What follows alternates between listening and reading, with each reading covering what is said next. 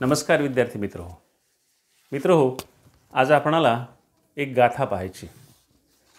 गाथा म्हणजे तुकाराम महाराजांची नव्हे।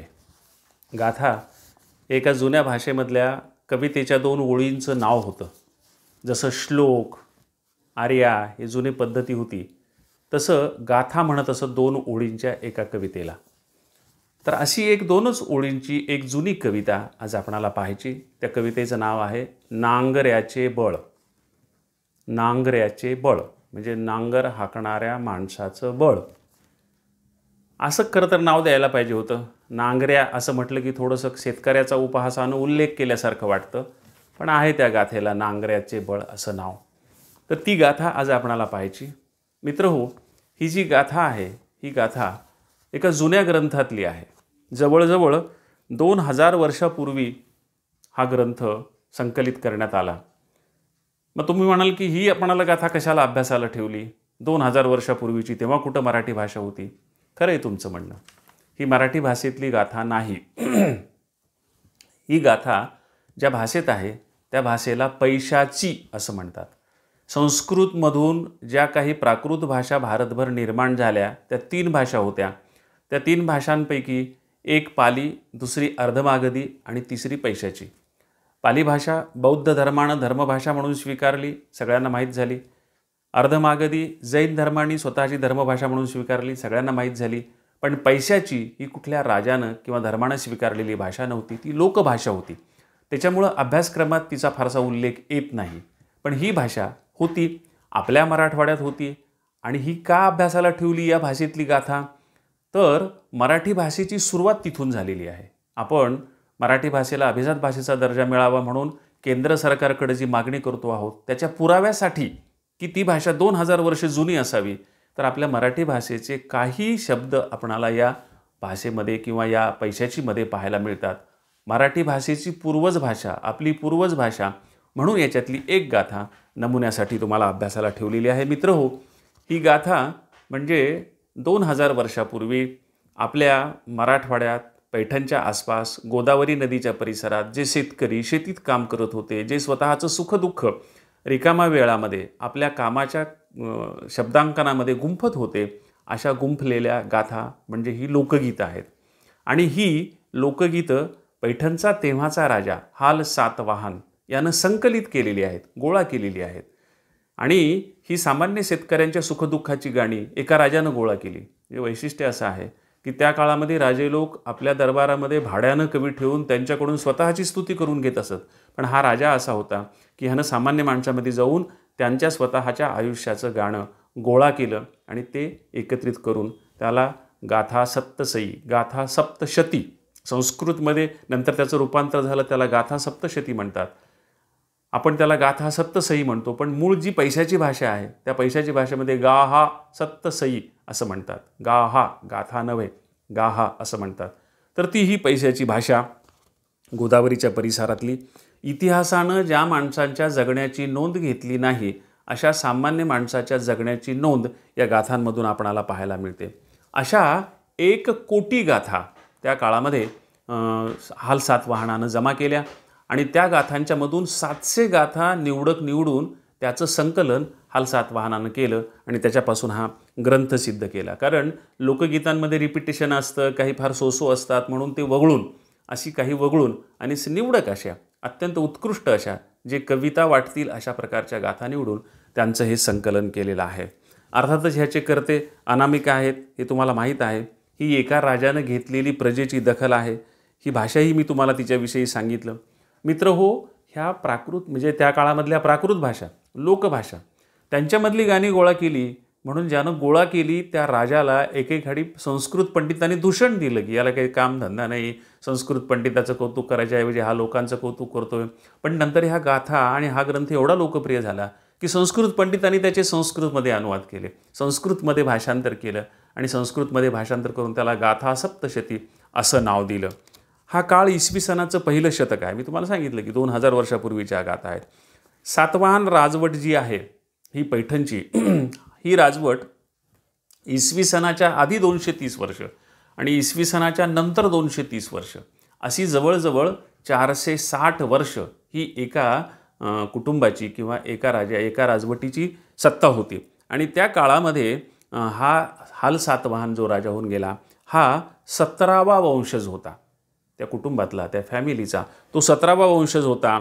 आणि हा 17वा वंशज बरोबर इसवी सनाच्या पहिल्या शतकात येतो. आणि म्हणून जवळजवळ 2000 वर्षापूर्वी ह्या गाथा आहेत. ही सथा सुखी समृद्ध असावी, त्याच्यामुळं ह्या संपूर्ण गाथांमध्ये त्यावेळेसच्या सामान्य माणसाचं, शेतकऱ्याचं सुखी समृद्ध जीवनही आलेलं आहे. आणि त्याबरोबरच गरिबीचंही आलेलं, कारण गरिबी तर कुठंच कधीच संपूर्णपणे जात नसती, ती येतच असते, ती गरिबी असतेच. त्या गरिबीचंही वर्णन याच्यामध्ये आलेलं आपणाला पाहायला मिळतं. काही गाथांची नमुने मी तुम्हाला मुद्दाम सांगणार आहे. एक डोहाळे नावाची गाथा आहे. गरोदर मुलगी बाळंतपणासाठी माहेरी आलेली आहे आणि ती आपल्या मुलीला विचारते की तुला कशाचे डोहाळे लागलेत. डोहाळे म्हणजे गरोदर बाईला काही खावं वाटतं, काही प्यावं वाटतं, काही ल्यावं वाटतं. तर तसं तुला काय वाटतं बाई, तुला काय करून देऊ मी, असं आई विचारते. आणि ती गरीब कुटुंबातली मुलगी असल्यामुळं आपली आई आपले डोहाळे पूर्ण करू शकणार नाही आणि आपण सांगितलेले डोहाळे पूर्ण नाही झाले तर तिला वाईट वाटेल. म्हणून ती गरीब मुलगी एवढंच सांगते, काही नाही गं आई, मला फक्त सारखं पाणीच प्यावंसं वाटतं. म्हणजे त्या काळातल्या, त्या कुटुंबातल्या गरिबीचं हे चित्रण. काही नाही, फक्त मला पाणी दे, पाण्यानंच माझं पोट भरते, मला पाणीच प्यावंसं वाटते, इतर काही खाण्याची माझी इच्छा नाही. असाच एक गरीब शेतकरी आहे. थंडीच्या दिवसात शेतामध्ये काम करून कापसाच्या शेतात त्या खुरकुट्याने त्याच्या अंगाला चरे पडतात आणि त्या चरे खाजतात थंडीमुळं. त्याला लावायला तेल नाही. तर जेव्हा जेव्हा हे खूप खाजतात तेव्हा तो गोदावरीच्या पाण्यात उतरतो आणि पाणी तेल लावल्यासारखं आपल्या अंगाला लावतो. अशा प्रकारची एक गाथा आहे. एक साळीची गाथा आहे की पूस महिन्यामध्ये शेतामध्ये साळीचं पीक उभं आहे. त्या काळात दव पडत असतं आणि सकाळी सकाळी एक शेतकरी शेतामध्ये गेलेला आहे आणि त्याला ते साळीचं दव पडताना दिसतं. साळीच्या ज्या ओंब्या आहेत त्या अशा खालच्या असतात, त्याला लोंब्या म्हणतात. गव्हाच्या ओंब्या त्या वर असतात, साळीच्या लोंब्या त्या खाली लोंबलेल्या असतात. त्याच्यामुळं तो शेतकरी अशी कल्पना करतो की पूस महिन्यात शेतात गेलेला शेतकरी दवाकडं पाहून साळींना म्हणतो की ह्या साळी सकाळी सकाळी का बरं रडत आहेत, या साळी सकाळी सकाळी का बरं रडत आहेत. आणि मग तोच त्याचं उत्तर देतो की पुढं चालून ह्यांना उखळ आणि मुसळ या दुष्ट लोकांशी संपर्क येण्याची कल्पना आल्यामुळं कदाचित रडू येत असेल. अशा प्रकारची एक सुंदर गाथा आहे. एक घोंगडीची गाथा आहे. एक शेतकरी आहे, नुकतंच लग्न झालेलं आहे. त्या वर्षी त्याच्याकडं एकच घोंगडी आहे आणि एकच बैल आहे आणि त्याला खूप उमेद असते की यावर्षी आपलं लग्न झालं आहे, भरपूर पीक काढू आपण, आणि म्हणून तो आणखी एक बैल घेण्याचा विचार करतो. पण त्या काळामध्ये बाजारात वस्तू विनिमय होता. एक वस्तू द्यायची, दुसरी वस्तू घ्यायची. आणि बैल घ्यायचा तर काय दुसरी वस्तू द्यावी, तर त्याच्याकडे असलेलं एकुलतं एक घोंगडं तो देतो आणि बैल विकत घेतो. मग प्रश्न असा पडतो की थंडीचे दिवस आहेत, घोंगडं एकच आहेत, मग त्यानं कसं काय दिलं. तर त्या गाथेमध्ये असा उल्लेख केलेला आहे की थंडीचं निवारण करण्यासाठी त्या वर्षी त्याच्याकडं त्याची पत्नी आलेली असल्यामुळं त्याला त्या घोंगडीची गरज उरलेली नाही. अशी एक शृंगारिक स्वरूपाची गाथा पण आहे. असा मित्र हो ह्या गाथा आहेत. आणि त्या गाथांच्यापैकी एक गाथा प्रातिनिधिक रूपात तुमच्यासाठी अभ्यासाला ठेवलेली आहे. त्या गाथेचं नाव आहे नांगऱ्याचे बळ. ती गाथा मूळ पैशाची भाषेमध्ये, आपल्या मराठीची जी पूर्वज भाषा आहे त्या भाषेमध्ये मी तुम्हाला म्हणून दाखवतो. इंटरेस्टिंग भाषा आहे, जुनी भाषा आहे. संस्कृत नंतरची आणि मराठीच्या आधीची अशी ही मधली भाषा आहे. कढीन खरवीर पेल्लण हलव, म्हणजे अर्धा श्लोक. कढीन खरवीर पेल्लण हलव पत्थर विणिग्ग यज्ञिकणे. कढीन खरवीर पेल्लण हलव पत्थर विणिग्ग यज्ञिकणे. आणि खालची ओळ आहे धवलो धवलो आय रिय वहे कसरा. धवलो आय रिय वह कसरा विसुहेण वच्चंती. ही 789वी गाथा त्या गाथेमधली जी आहे ती गाथा इथं आपणाला अभ्यासाला ठेवलेली आहे. काय आहे या गाथेचा अर्थ, तर आधीच्या काही गाथा सांगितल्यामुळं त्या गाथांची प्रकृती तुमच्या लक्षात आलेली असेल. तिचा अर्थ असा आहे की जमीन कितीही खडकाळ असली तरी तीत प्रथम नांगरट करणाऱ्याच्या हातात बळ असले म्हणजे ठिणग्या उडाल्या तरी जमीन नांगरली जाते. म्हणजे जमीन नांगरणं ही साधी गोष्ट नाही, सोपी गोष्ट नाही. जर कडक माती आणि खाली दगड असतील तर ठिणग्यासुद्धा उडतात तिच्यामधून आणि ते दाबण्यासाठीच त्या नांगऱ्याच्या हातामध्ये बळ असावं लागतं. म्हणून जमीन कितीही खडकाळ असली तरी तीत प्रथम नांगरट करणाऱ्याच्या हातात बळ असले म्हणजे ठिणग्या उडाल्या तरी जमीन नांगरली जाते.